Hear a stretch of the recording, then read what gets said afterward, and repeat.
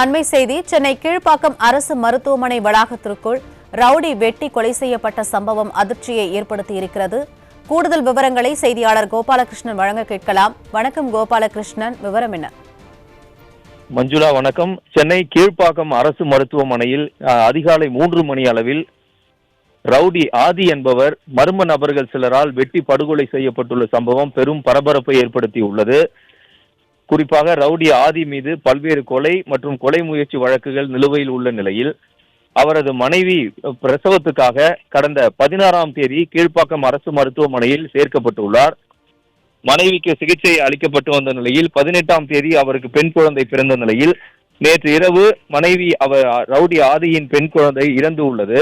இந்த துக்கத்தில் நேற்று இரவு கீழ்ப்பாக்கம் அரசு மருத்துவமனைக்கு வந்த ரவுடி ஆதி தனது உறவினர்களுடன் அமர்ந்து உட்கார்ந்து கொண்டிருந்திருக்கிறார். அப்போது இரவு கண் அசைந்த நேரத்தில் 3 மணி அளவில் அவரை பின்தொடர்ந்து வந்திருந்த மர்ம நபர்கள் ரவுடி ஆதியை சரமாரியாக வெட்டி சாய்த்து உள்ளனர். இதில் இரத்த வெள்ளத்தில் கீழே சாய்ந்த ரவுடி ஆதி துடிதுடித்து சம்பவ இடத்திலேயே உயிரிழந்து உள்ளார்.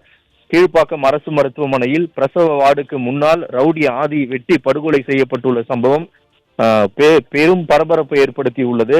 தமிழகத்தில் சட்டம் ஒழுங்கு சீர்கேடு அதிக அளவில் கேள்விக்குறியாக்கியுள்ளது.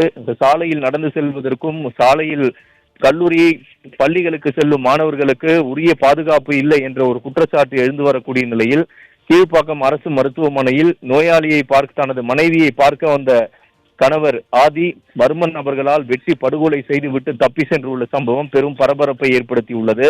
கொலை சம்பவம் நடைபெற்று சுமார் 5 மணி நேரத்துக்கு மேலாகியும் இதுவரை விசாரணை என்பது மிகுந்த ஆமை வேகத்தில் நடைபெற்று வருவதாகவே தெரிகிறது. ஏனென்றால் இதுவரையில் கீழ்ப்பாக்கம் அரசு மருத்துவமனை வளாகத்தில் உள்ள சிசிடிவி காட்சிகளை கைப்பற்றி விசாரணையை காவல்துறையினர் இன்னும் தொடங்கவில்லை என்றே தெரிகிறது.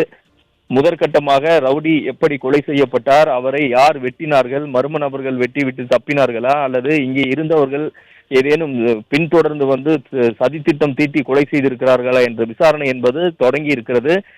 சிசிடிவி காட்சிகளை கைப்பற்றும் பணியினையும் போலீசார் இதுவரை தொடங்கவில்லை என்று தெரிகிறது. மஞ்சுளா, விவரங்களை வழங்கியமைக்கு நன்றி கோபாலகிருஷ்ணன்.